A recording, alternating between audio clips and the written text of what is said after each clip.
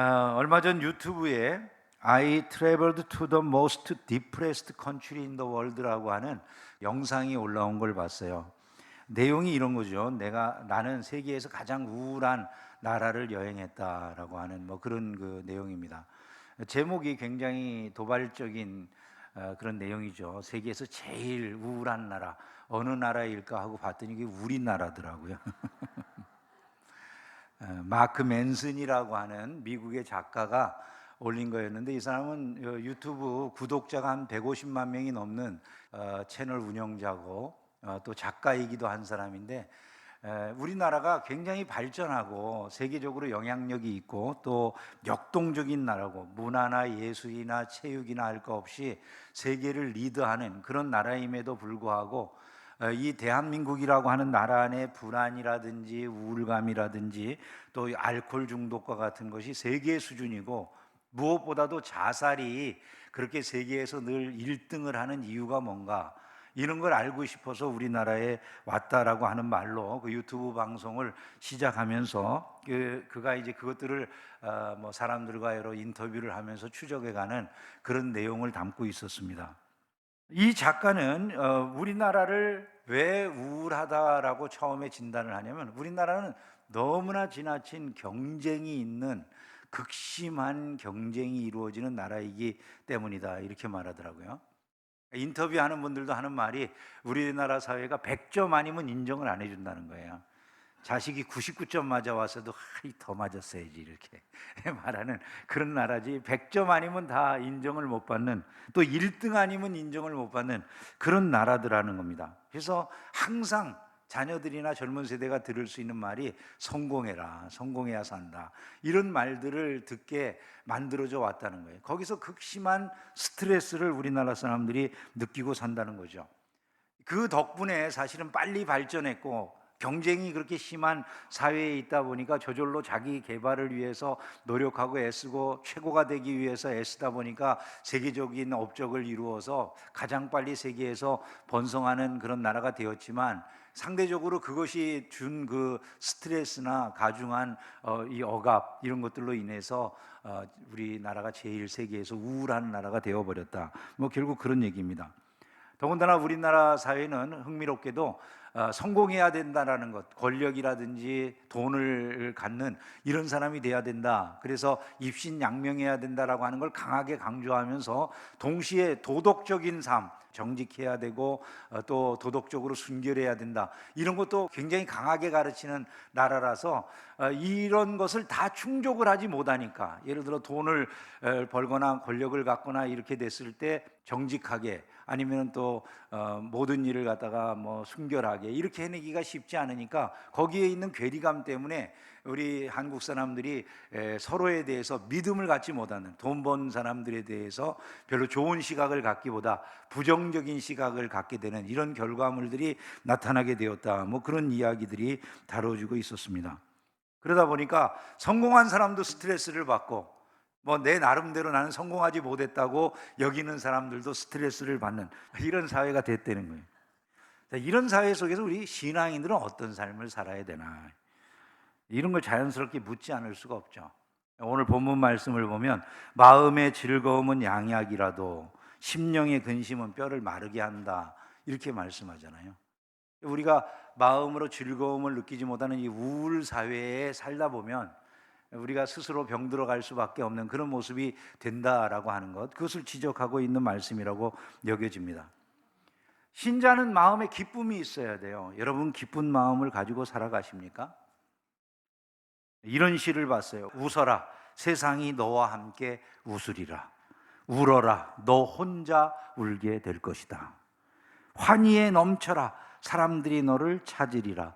비통해하라, 그들이 너를 떠나리라. 즐거운 마음이 우리의 삶을 복되게 한다, 다 아는 거죠, 그죠? 근데 어떻게 해야지 기쁨과 즐거움을 누릴 수 있느냐? 이거는 우리에게 굉장히 숙제가 아닐 수가 없어요. 여러분들은 생활에 지금 요즘 사회에서 기쁨을 누리면서 살고 있다, 이렇게 자신 있게 말씀하실 수가 있으신가요?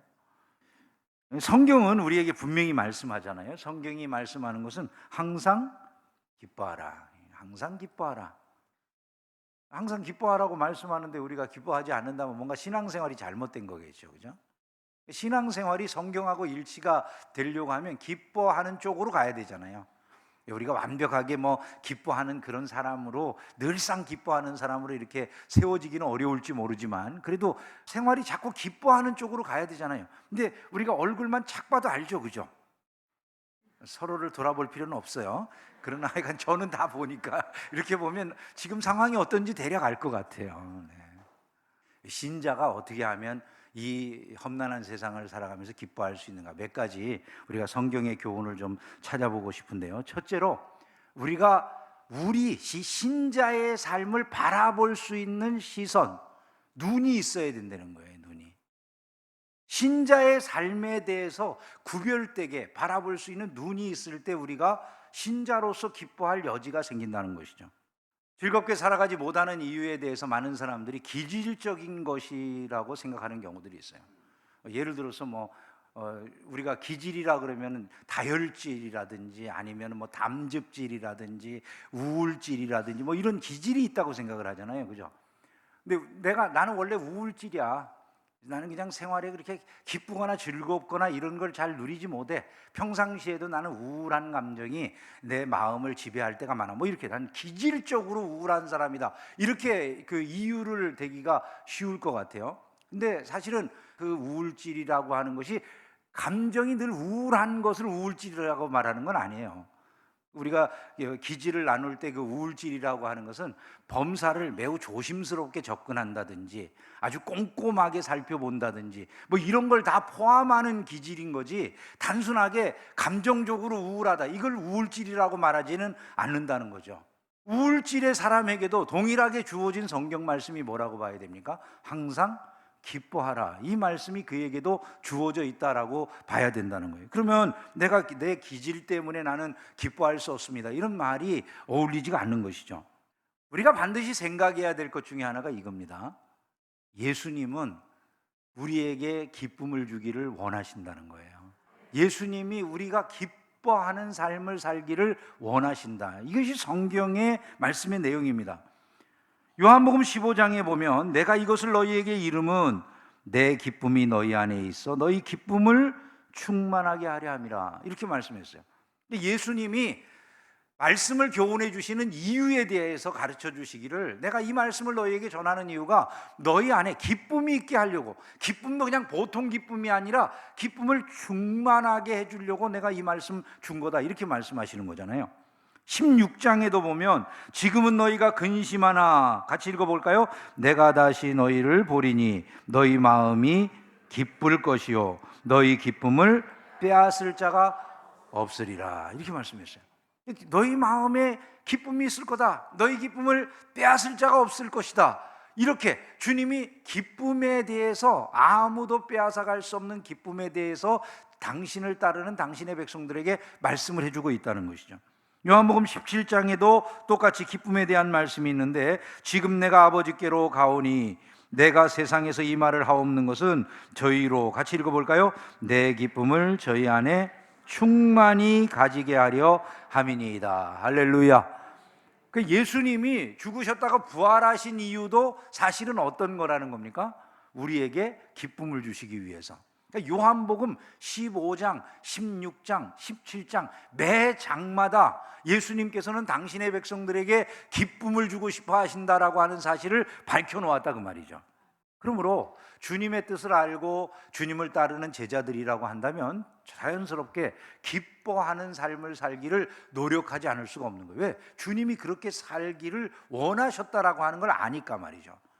내가 항상 우울하게 지쳐있는, 근심과 걱정, 염려에 휩싸여 있는 이런 삶을 사는 거, 이게 자연스러운 것이 아니다라고 생각할 수 있어야 된다는 것이죠. 그것을 아는 바울과 같은 분들이 실제 우리에게 그 모델이 되잖아요. 바울은 감옥에서도 기뻐하고 있는 자신의 모습을 빌립보 교인들에게 편지로 알리고 있어요. 빌립보 2장 18절에 보면 이와 같이 너희도 기뻐하고 나와 함께 기뻐하라, 이렇게 말씀하거든요. 그러니까 바울은 옥 중에서도 내가 지금 기뻐하고 있으니까 당신들도, 옥 밖에 있는 당신들이야 당연히 기뻐해야 되지 않겠습니까? 지금 이렇게 말씀해 주고 있다는 것이죠. 그럼 바울이 어떻게 해서 이렇게 마음의 기쁨을 누릴 수 있겠느냐는 거예요. 예를 들어서 바울의 시선이 자기가 지금 갇혀서 이제 여러 가지로 불편한 환경 속에 놓여 있는 것, 이것만 바라보고 있다면 바울이 기뻐할 수 있겠습니까? 바울이 자신이 자유롭게 복음을 전하고 싶었는데 그렇게 할 수 없는 이 제한된 상황, 이런 것들을 바라본다면, 주변에 있는 악한 간수들이나 이런 사람들을 쳐다본다면 바울이 기뻐할 수 있었을까요? 기뻐할 수가 없었을 거예요. 우리의 시선을 한번 생각을 해보세요. 우리가 살고 있는 집이 작은 것, 내가 타고 다니는 차가 남들보다 초라한 것, 내 자녀가 남들만큼 좋은 대학에 못 들어간 것, 만약에 세상의 형편들에 우리의 시선이 가 있다고 한다면 우리가 세상 사람들과 다른 기쁨을 누릴 수가 있을까요? 그게 쉽지 않을 것입니다. 다 우리의 마음속에 스트레스가 되고 그 모든 것들이 우리로 하여금 굉장히 비참함을 느끼도록 하는 이런 것들이 될 수밖에 없다는 것이죠. 내가 쳐다보는 게 세상 사람들과 똑같다면 우리는 다른 사람들이 느끼는 그런 비참한 감정을 똑같이 경험하고 살 수밖에 없을 거라는 거예요. 근데 바울이 무엇을 바라보는 겁니까? 그 안타까운 상황에서 자기가 갇혀있는 이 상황을 보는 게 아니라 하나님께서 자기에게 베풀어 주신 구원의 은혜, 자기에게 주신 사명, 이런 것들을 바라보는 거예요. 그리고 거기에 눈을 드니까 그는 하나님 앞에 감사할 수 있는 게 있고 기뻐할 수 있는 내용이 있더라는 것이죠. 우리도 마찬가지예요. 우리가 신자이기 때문에 세상 사람들과 다를 수 있는 것, 그것은 주께서 우리에게 주신 구원의 은혜를 바라보는 눈이 열릴 때 가능하다는 것 믿으시기를 주님의 이름으로 축원합니다. 여러분, 우리가 우리를 구원하신 주님의 은혜에 주목을 해야 된다는 것이죠. 우리는 얼마나 놀라운 은혜를 받은 자들입니까? 세상 사람들과 다르게 우리는 죄 용서함을 받은 자들이 되었습니다. 저와 여러분의 이름은 저 천국에 새겨진 줄로 믿습니다. 우리의 집이 거기에 있는 줄로 믿습니다. 내가 사는 집이 이 세상에서는 좁고 보잘것없는 그런 집인지 모르지만 저 영원한 하나님의 나라에서는 나를 위해 예비해 놓으신 주님의 맨션이 있습니다. 이런 생각을 할 수 있는 사람, 그들만이 다른 차원의 생각을 가지고 있기 때문에 기뻐할 수 있다, 이런 생각을 해야 된다는 것이죠. 여러분, 우리가 만약에 이런 것들을 바라보지 못한다면 신자의 차이는 아무것도 나오지 않을 것입니다. 사실 우리는 주님 때문에 희망을 갖는 사람들이잖아요. 죽어도 희망이 있잖아요. 부활의 희망을 갖는 것 아닙니까? 우리에게는 기도 응답의 희망이 있습니다. 하나님이 우리와 동행하여 주신다 말씀하시고 우리에게 평안을 주시고 안식을 주신다, 이렇게 말씀을 해요. 예배를 드릴 수 있는 이 모든 것도 우리에게 주어진 특권이에요. 할렐루야. 예배를 드릴 수 있다라고 하는 게 특권이라는 사실을 알고 아멘 할 수 있는 사람, 복된 사람이에요. 우리가 다른 사람들을 섬기고 봉사할 수 있는 것, 이것도 아무나 하는 게 아니라 하나님의 자녀가 돼서 빛의 자녀로서 그 일을 할 수 있다, 이게 우리에게 기쁨이 될 수 있어야 된다는 거예요. 영적 싸움에서 승리할 수 있고 성도들과 교제해서 천국의 기쁨을 누릴 수 있다, 더군다나 하늘나라에 나를 위한 상급이 예비되어 있다, 이런 것들을 주목할 때 비로소 신자는 세상에 휘둘리지 않는 기쁨을 소유한 사람이 될 수가 있다는 것이죠. 여러분 어떠세요? 이런 것들이 믿어진다면 기쁘지 않겠습니까? 교회 안에는 사실 이런 기쁨을 누릴 줄 아는 성도들이 많이 있어야 되는 것이죠. 어떤 분이 쓴 글 가운데 이런 게 있는 걸 봤어요. 우울하고 슬픔으로 가득 찬 사람이 넘쳐나는 교회처럼 사람들을 그리스도로부터 멀리 쫓아내는 교회는 없을 것이다. 우리 표정을 보면 지금 사람들이 도망가게 생겼는지 아니면 사람들이 저기 가고 싶다 이렇게 느끼는지 안다는 거예요. 그 사람의 신앙이 그 모습 속에 나타난다, 그런 얘기와 같아요. 저와 여러분 보면 교회 가고 싶겠어요? 떠나가고 싶겠어요? 네. 저희 교회에 오시는 분들이 해주는 말 가운데 참 감사하게 생각되는 게, 우리 성도들이 행복해 보인다는 얘기를 해주시는 분들이 많이 계시더라고요. 뭐 오시는 강사 목사님들이라든지, 지난번 총회할 때 총회에 오신 목사님들이 이 교회 교인들은 굉장히 분위기가 밝다, 이런 얘기를 많이 해주셨고, 또 성도들이 너무너무 친절하다, 그리고 성도들이 행복해 보인다, 이런 말들을 많이 해주시더라고요. 그 말을 목사가 들을 때 얼마나 기분이 좋은지 몰라요. 사실은 그런 말씀을 해주시는 분들에게 감사하다는 생각도 들고 그러거든요. 여러분 한번 생각을 해보십시오. 교회는 탕자가 돌아와 가지고 아버지가 잔치를, 소를 잡고 잔치를 벌리고 있는 그런 잔치집과 같은 곳이에요. 그런 잔치집에 기쁨이 있는 게 자연스럽지, 거기에서 입 대빨을 내놀고 있는 그 큰 형과 같은 그런 사람들만 있으면 그 교회가 교회 같겠습니까?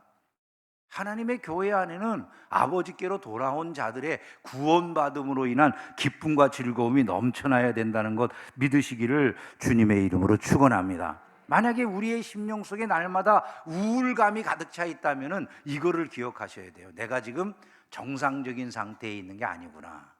내 자신이 회복돼야 된다는 것이죠. 그리고 내 눈이 바라보고 있는 게 뭔지를 점검해 보셔야 돼요. 난 지금 무엇을 바라보기에 이토록 우울한가? 내가 바라보고 있는 게 세상적인 것들이면 우울할 수밖에 없어요. 여러분, 우리 신자라고 해가지고 세상에서 벗어나 사는 사람들이 아니기 때문에 육신적인 것으로 바라보기 시작하면 우리도 똑같이 우울해요.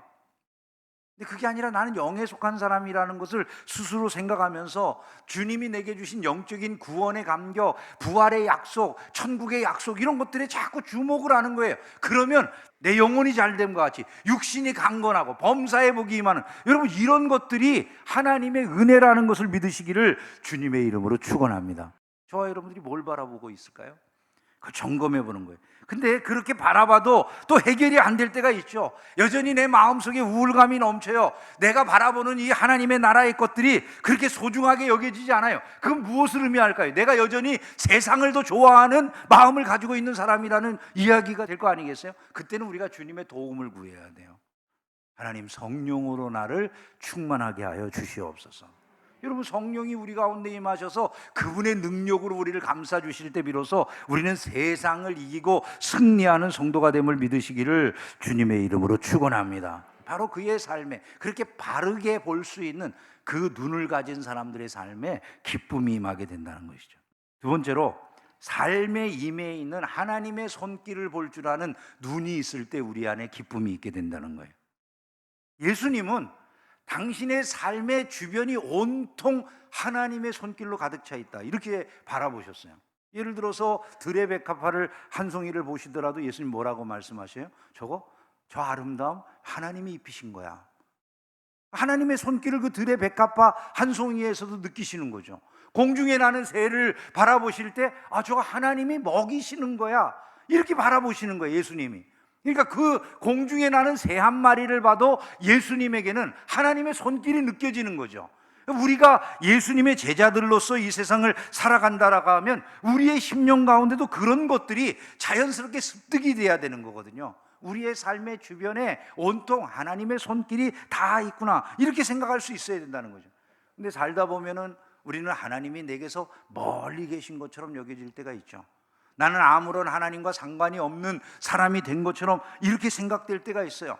삶이 우울해지고 힘들어지고 계속적인 그런 억눌림 속에 있게 되는 이유가 무엇인지 한번 생각을 해보세요. 욥과 같은 신앙인도 하나님이 내게서 멀리 계신다, 나하고 아무런 상관이 없으시다, 이런 생각을 하니까요, 우울감이 찾아오는 거예요. 욥기 23장 8절에서부터 9절 말씀, 우리가 너무나 잘 아는 말씀이잖아요. 내가 앞으로 가도 그가 아니 계시고 뒤로 가도 보이지 아니하며 그가 왼쪽에서 일하시나 내가 만날 수 없고 그가 오른쪽으로 돌이키시나 배울 수 없구나. 내가 앞뒤 좌우를 둘러봐도 하나님이 어디에도 안 계신 것 같은 이런 상황이라는 거예요. 그 욥이 느끼는 그 우울감이 어느 정도입니까? 욥이 생각할 때 하나님, 난 차라리 나지 아니하였으니만 못한 상황입니다, 이러고 하나님 앞에 기도하던 그게 그 우울감의 가장 극한 모습이라고 말할 수가 있는 것이죠. 이런 상황이 되면 기쁨을 누리지를 못해요. 여러분, 우리에게서 하나님이 정말 그렇게 멀리 계실까요? 아닙니다. 하나님의 손길은 우리 주변에 가까이 임하고 있다는 것을 우리가 볼 수 있는 눈이 열려야 된다는 것이죠. 팬데믹 기간 중에 너무나 힘들고 어려운 때였지만 참 은혜로운 찬송이 하나 불려졌어요. 우리가 다 같이 열심히 불렀는데 은혜라는 제목의 찬양이에요. 그 찬양의 가사들 생각나시죠? 내가 누려왔던 모든 순간이, 내가 지나왔던 모든 시간이, 내가 걸어왔던 모든 순간이 당연한 것이 아니라 다 은혜였다라고 고백을 했어요. 여러분, 그 가사의 내용을 보면 그걸 알 수가 있는 것이죠. 그렇구나. 모든 순간이 다 하나님의 손길이 임하고 있는 은혜의 순간이었구나라고 하는 걸 알 수 있게 되잖아요. 저와 여러분들이 그것을 볼 수 있는 사람이 된다면 거기에서부터 기쁨이 회복된다는 것, 이것을 믿으시기를 주님의 이름으로 축원합니다. 범사의 모든 순간이 다 하나님의 은혜로 가득 차 있다. 그 손길을 볼 수 있을 때 우리의 삶은 비로소 매 순간을 기뻐할 수 있는 그런 가능성을 가진 순간으로 맞이하게 될 것이라는 거예요. 가끔 신학을 하는 사람들 중에서도 하나님이 우리에게서부터 멀리 떨어져 계신다라는 걸 주장하는 사람들이 있어요. 이신론이라고 하는 걸 주장하는 사람들인데, 이신론이라고 하는 것은 하나님이 이 우주 만물을 다 지어놓고 법칙을 정해 놓으신 다음에 멀리 떠나가셔서 더 이상 이 세계에 간섭을 안 하신다는 거예요. 한번 그렇다면 여러분, 이게 우리의 성경이 가르치는 내용과 같은가? 이렇게 우리는 생각을 해봐야 되겠죠. 그게 우리 성경이 가르치는 내용입니까? 아니잖아요. 인간이 범죄하고 타락하고 죽어가니까 하나님은 아들을 이 땅에 보내셔서 그들을 구원하시기 위해 그를 십자가에 매달기도 하시잖아요. 그러니까 이신론하고 우리 성경이 가르치는 내용이 같다라는 생각은 어울리는 게 아니죠. 하나님은 우리의 역사 속에, 우리의 삶 가운데 실제로 다가오셔서 우리의 삶을 이끌어 주시고 그 손길을 우리에게 드러내신다는 거예요. 여러분, 고통당하는 많은 사람들이 기도하고 하나님의 은혜를 구할 때 하나님의 구체적인 간섭이나 응답을 받는 일들을 우리가 얼마든지 보고 있지 않습니까? 욥이 자기 주변에 하나님이 안 계신 줄 알다가 하나님이 자기의 인생에 나타나 주셨어요. 욥이 뭐라고 고백합니까? 내가 주께 대하여 귀로 듣기만 하였사오나 이제는 눈으로 주를 배옵나이다. 그러면서 그의 심령이 회복되어지고 그가 다시 믿음의 길로 나아가는, 이전의 모든 고통과 어려움을 극복해 나가는 이런 모습을 보이는 것이죠. 시편 139편 말씀에 보면 내가 주의 영을 떠나 어디로 가며 주의 앞에서 어디로 피하리까? 하나님은 모든 곳에 계시니이다. 이런 고백을 하고 있는 것을 우리가 알 수가 있는 것입니다. 저와 여러분들이 만약에 인생을 살아가다가 나는 내 혼자인 것 같고 우울감이 우리의 마음을 가득 채우게 되었다, 이런 생각이 들면 해야 될 일은 한 가지인 것입니다. 하나님의 손길을 볼 수 있는 믿음의 눈을 허락하여 주시옵소서. 여러분, 그 눈이 열리게 될 때 우리는 비로소 모든 우울감을 벗어나서 승리하는 자리로 나아갈 수 있음을 믿으시기를 주님의 이름으로 축원합니다. 마지막으로 한 가지 더 생각하면, 우리가 이런 우울한 시대, 정말 세계에서 제일 우울한 나라라고 하는 이 사회 안에서 빛이 되고 소금이 되는 이런 삶을 살기를 원한다면 주님의 유머 감각을 배울 줄 알아야 된다는 거예요. 예수님의 유머 감각. 예수님이 무슨 유머 감각이 있으셨을까요? 이렇게 생각하실 것 같아요. 교회 옛날부터 전통이 그러잖아요. 좀 시커먼 옷 입고 대부분이, 그리고 또 이렇게 근엄한 표정을 짓고, 목사님들이 되게 무섭잖아요, 그죠? 가까이 가면 안 될 것 같고, 나만 빼고 다 그런 것 같은데. 근데 사실상 그렇게 근엄한 것이 신앙생활인 줄로 알았던 시절이 있었어요. 근데 우리가 성경 말씀을 보면 예수님의 말씀 속에 많은 유머가 있어요. 예를 들자면, 남의 눈 속에 있는 티는 보고 제 눈 속에 있는 들보는 보지 못하는 자들을 예수님이 지적하시잖아요. 들보라고 하는 게 집안의 대들보, 큰 나무잖아요, 그죠? 그 대들보가 자기 눈에 박혀 있어. 이런 사람이 지금 남의 눈에 든 티는 보고서 야, 네 눈에 지금 티 있다고 지적을 하는데 자기는 지금 눈에 이런 대들보를 끼고 다닌다는 거예요. 예수님이 티하고 돌멩이 정도를 비교하셨으면 이건 유머가 아니죠, 그죠? 근데 티하고 대들보를 비교하신 것은 이건 유머예요. 예를 들어서 이런 거죠. 하루살이는 걸러내고 약대는 삼키는구나, 이렇게 예수님 말씀하셔요. 바리새인들에게 하루살이는 걸러내고, 조그마한 하루살이, 그거는 그냥 없는 걸로 다 던지고 걸러내면서 약대, 낙타와 같이 그거는 한 입에 먹는 그런 그림을 생각해 보세요. 유머죠. 보고서 웃을 수 있었을 거다라고 하는 걸 생각할 수 있는 거예요. 신자는 생활 속에 유머 감각을 갖는 게 매우 중요해요. 제가 저희 집사님들 중에서도 유머 감각이 유독 뛰어나신 분들을 몇 분 봤는데, 어느 집사님에게서 들은 얘기예요. 하루는 그 아내 되시는 집사님이 밖에 나갔다가 이런 얘기를 들었대요. 야, 여자 나이 35세가 넘으면 중년이라는 얘기를 들었다는 거예요. 충격을 받았어요. 자기가 그 나이가 넘었거든요. 집에 와가지고 남편을 붙들고서 여보, 사람들이 나보고 중년이라네, 그렇게 말을 했어요. 그랬더니 남편 집사님이 버럭 그냥 정색을 하고 화를 내시더니 그러더라는 거예요. 아니, 경건한 기독교인을 보고 도대체 누가 중년이라는 그런 심한 욕설을 하냐고 막 그냥 화를 내더라는 거예요. 예, 그런 집이 되면은 기쁘겠죠, 그죠? 재미가 있을 것 같아요. 다 아시는 유머이실 텐데도 또 웃는 거 보니까 여러분들은 행복한 분들이에요. 이런 유머가 있으면 가정이 행복해질 거예요. 근데 저희 집에서 제가 가끔 유머를 하거든요. 우리 집사람이 웃기는 웃는데 비웃어요. 그리고 제발 좀 그런 것 좀 하지 말라고 그래. 이 받아주질 않으면 재미가 없죠, 그죠? 근데 이게 서로 받아주면 그런 게 재미가 생겨요, 그죠? 자, 부모들이 자녀들하고 생활하면서 유머가 있는 부모하고 사는 자녀하고 딱딱한 부모하고 사는 자녀하고 누가 행복할 것 같으세요? 유머가 있는 부모하고 사는 자녀가 행복하죠, 그죠? 흥미로운 것은 우리나라 사람들은 자녀에 대해서 기대하는 것의 1번이 되게 성공했으면 좋겠다, 이런 것들이잖아요. 서양 사람들은 자기 자녀들에 대해서 갖는 바람 중에 아주 중요한 바람으로 반드시 등장하는 게 뭐냐면 내 자녀에게 웃음이 있고 기쁨이 있는 삶이 이루어졌으면 좋겠다. 이게 서양 사람들이 갖는 바람 중에 아주 중요한 부분이라는 거예요. 여러분들이 잘 아시는 메가더의 자녀를 위한 기도문, 이거 유명하잖아요. 그 자녀를 위한 기도문에도 이런 내용이 있어요. 웃음을 잊지 않도록 도와주시며, 이런 말씀이 있어요. 웃는 걸 그만큼 중요하게 여긴다는 것이죠, 서양 사람들은. 우리나라 사람들은 웃는 문제에 대해서 유교적인 문화를 가지고 있다 보니까 별로 소중하게 생각을 안 한다는 거예요. 예수님은 분명히 유머 감각이 있으시고 기쁨을 주려고 하시는데 우리는 그걸 스스로 많이 통제한다는 거죠. 우리 사회를 보면 어느 날부터인지 이런 얘기들을 사람들이 자주 하더라고요. 웃자고 말했더니 죽자고 덤벼든다고. 이런 이야기들이 있는 사회가 결코 행복한 사회일 수는 없잖아요. 독일의 함부르크 대학 교수였던 헬무트 틸리케라고 하는 목사님이 이런 말을 했어요. 웃음이란 과연 이교도적인가? 우리는 이미 좋은 것들을 교회에서 이뤄가고 있으며 돼지 앞에 진주를 던지는 행위들을 너무 많이 허용해 왔다. 웃음을 성소로부터 쫓아내서 그 웃음이 카바레와 나이트클럽으로 떠나갈 때 교회는 한심한 장소가 되고 말 것이다 라고 하는 이런 말을 했습니다. 박성우 시인이라고 하는 사람이 3학년이라고 하는 제목의 시를 썼는데 이렇더라고요. 미숫가루를 실컷 먹고 싶었다.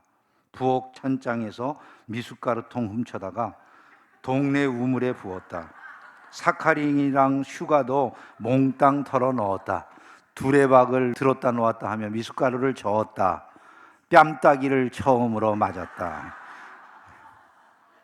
삶의 순간순간을 잘 돌아보면 웃을 일이 넘치고 사실은 재미있는 게 많지만 우리는 그런 것들을 주목하기보다는 주로 많이 힘들고 어렵고 어두운 구석들을 바라보게 될 때가 많죠. 우리 주님이 우리를 구원하신 줄을 믿습니다. 우리는 세상 사람들과 똑같은 삶을 살지 아니하도록 부름을 입고 있는 자들이라는 점을 꼭 기억을 해야 됩니다. 우리의 주변에는 우리가 보지 못해서 그렇지 하나님의 선한 손길, 우리를 보호하시고 인도하고 계신 하나님의 선한 손길이 늘 임재하고 있다, 이런 사실들을 볼 수 있어야 됩니다. 사실은 우리 안에 믿음의 눈이 열려지면 그런 것들을 볼 수가 있는 것이죠. 예수님은 우리 안에 유머를 주시고 웃음을 주시기를 원하세요. 너무 딱딱한 이런 삶이 신앙생활이라고 생각해서는 안 되는 것이죠. 날마다 주님이 주시기를 원하시는 이 기쁨이 가득한 공동체를 이루고 우리의 기쁨이 넘쳐서 가장 세계에서 우울한 세상이 되어버렸다는 이 한국 사회를 변화시키고 우리 공동체가 주의 은혜를 충만하게 누리는 공동체로 세워지기를 주님의 이름으로 축원합니다.